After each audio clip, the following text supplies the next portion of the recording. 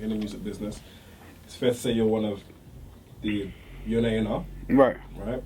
So being an A&R. A&R manager, to be correct. A&R manager. Right. As well as producer. Right. So define to me like what you see as your role in terms of like, firstly, like being an A&R. What do you see as your role? Do you know what? A&R, I mean, it's a title that's been given to me. I don't claim that title. I don't even claim... Well, I don't claim any of my titles, to be fair. It's all creative. But A&R, to me, it's about a direction. It's about the birth of a record and the direction the record and the artist behind it goes into. That's A&R to me. It's like the path of how the record gives birth and where whoever's carrying it, where you take them. I feel A&Rs are kind of like good A&Rs. They're visionaries. Right. You know, have you ever like had a situation where you've seen a trend before it happens, right? And then you have to either try and convince a label, convince an artist, and say, "Oh, this is gonna happen." And yeah. They may not see it at the same time. Bro, hundreds of times, and it's hard to convince, because you know what the joke is? It's not even so much about a trend. They follow the trend. Right.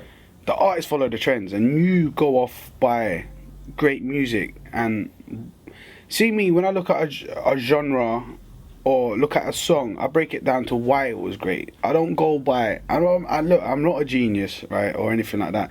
Music is the most opinionated business in the world. Right. You can't have a PhD in hits. You can't have a PhD in this is hot, right? So that's one thing. So when I look at me personally as Shabz, and I know a lot of people do as well, a lot of great A&Rs in the UK, London, and worldwide. When I look at a record, I look at why it was great, and it always goes down to something as simple as the song and how that song was presented in terms of the vibe of the vocals of it. Simple as.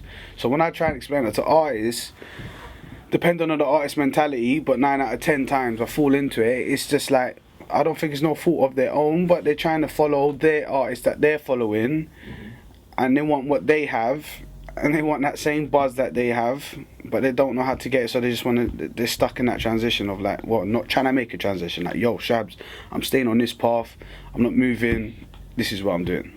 I think now it's like, everything's announced. I'm in the studio with A, B, and C. Right. Instagram, this picture of A, B, and C. Gas. Yeah, the gas. So Hashtag gas. But where do you see like social media? How do you feel that's like developed? Because we do have the issue of, how do we quantify what is a fan? How do we quantify if people are actually consumers or customers? Or, I mean, it's got a bit messy nowadays. Like, no one doesn't really know the real metrics to go by.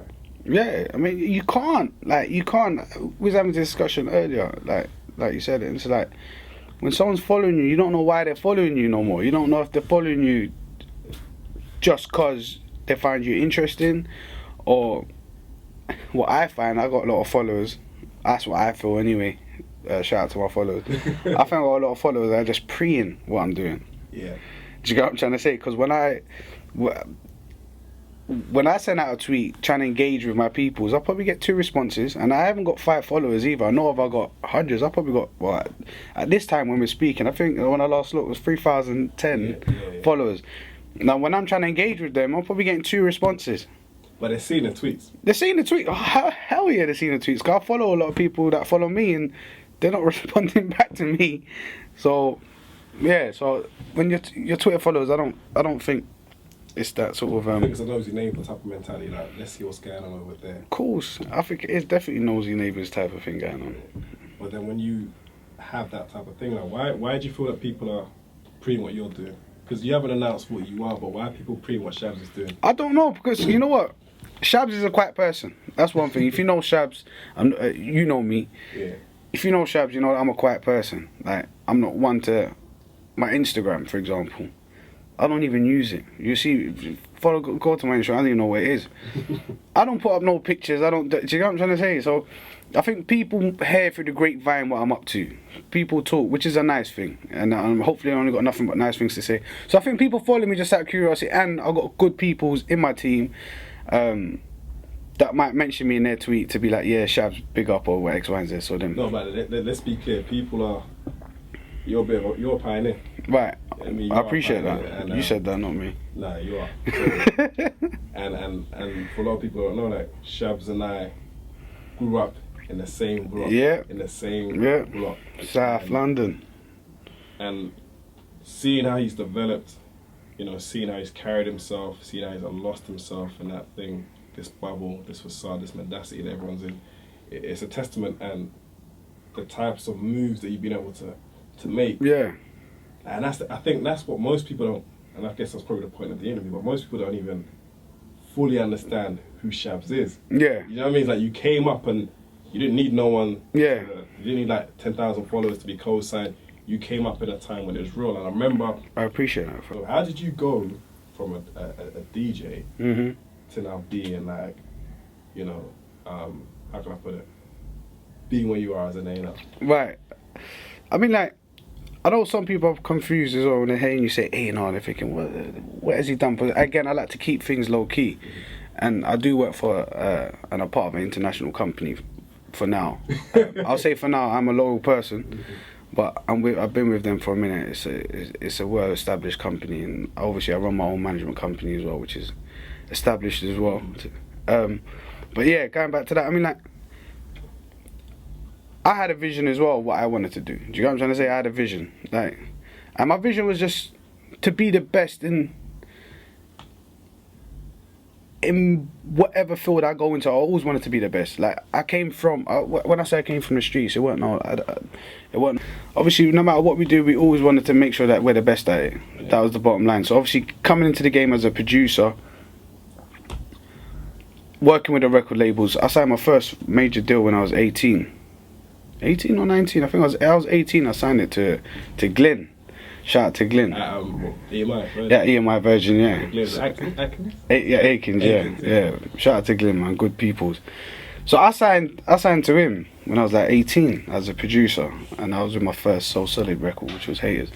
So when I was walking into the offices, I used to see Glenn's role and Glenn's managing director and everyone else, and I used to think, yo, this is interesting. Now, not that I had a vision, I still don't have an end goal of where I'm going. I just know I just always want to be the best.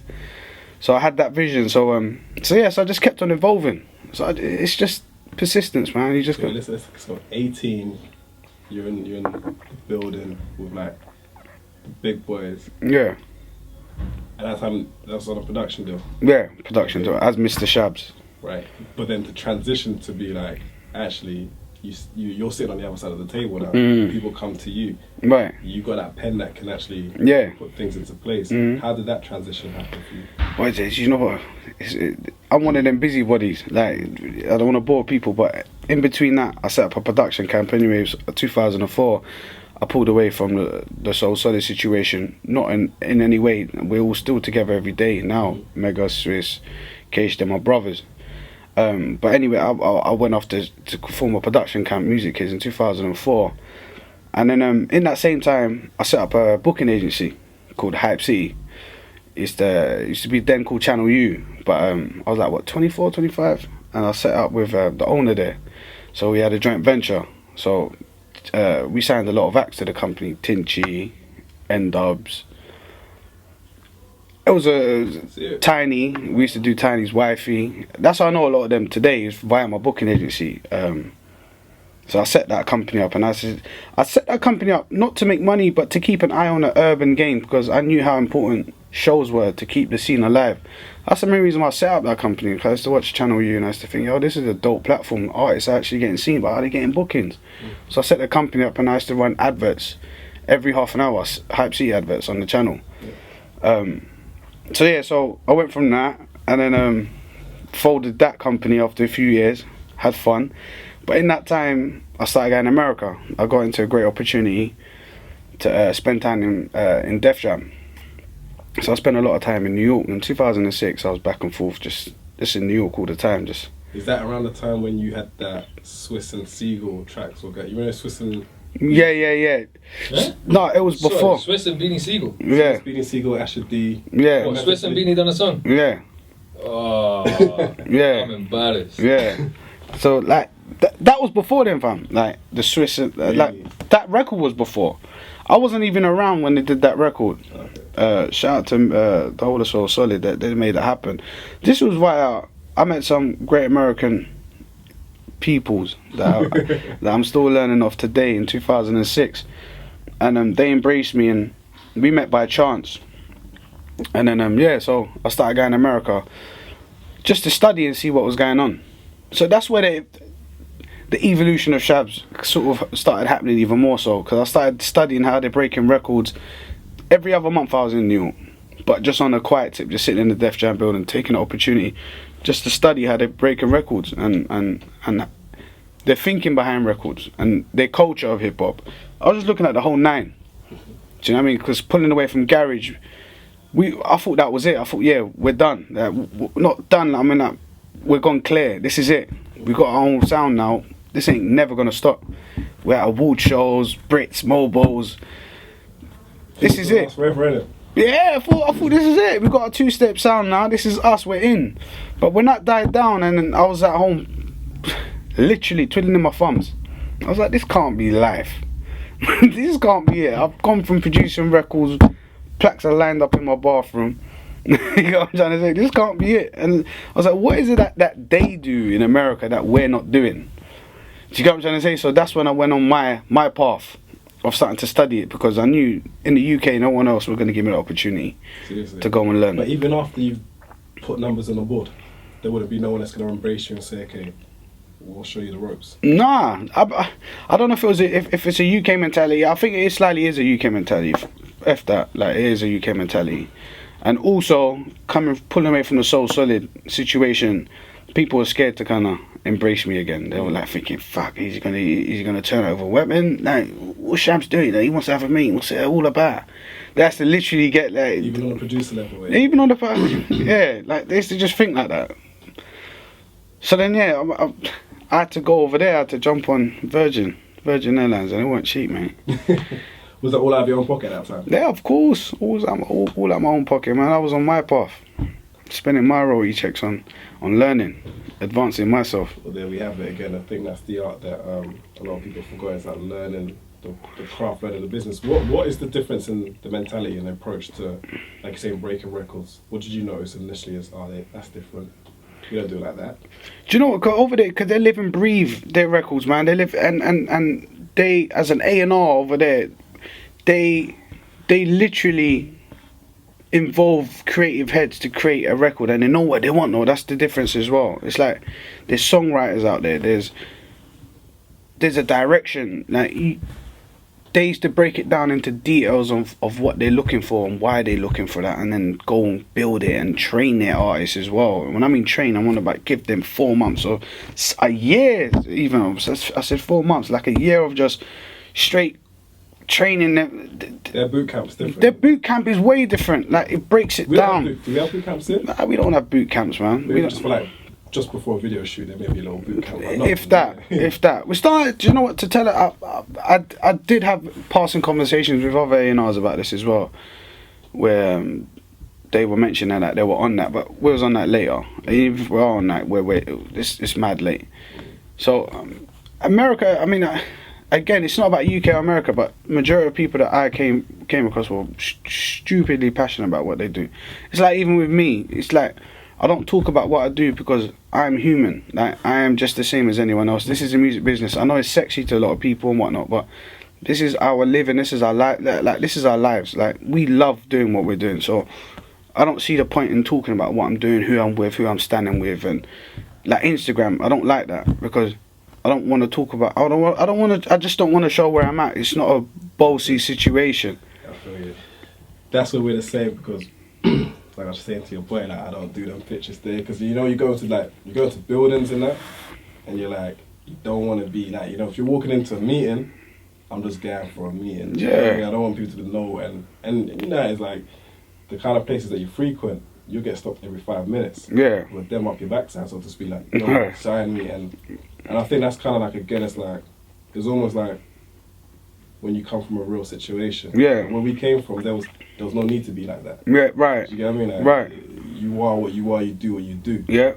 So, it's that type of thing there. But you are in a position now that being an A&R, I've always wanted to know, like, A&Rs and labels, what's the relationship?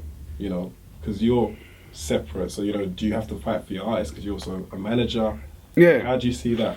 You gotta fight for your artists, man. I mean, I'm a real fighter for my artists, real fighter. Because like I said, like we don't have that culture here yet fully. So your 9 out of 10, the genre that we're in, which they call urban music.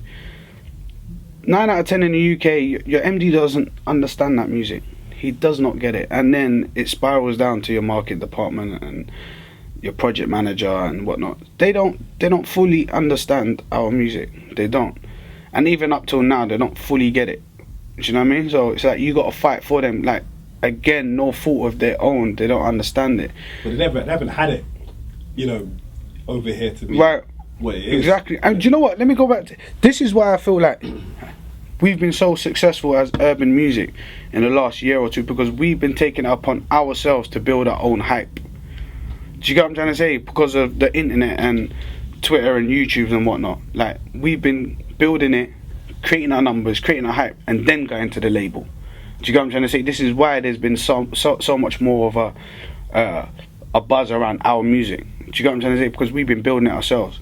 So which goes to show that they don't have, a lot of A&Rs don't have that vision, or a lot of record labels don't have that vision of seeing it without numbers, seeing it without Twitter followers, seeing it without YouTube numbers and all the rest of the crap, like, and going, that's just talent.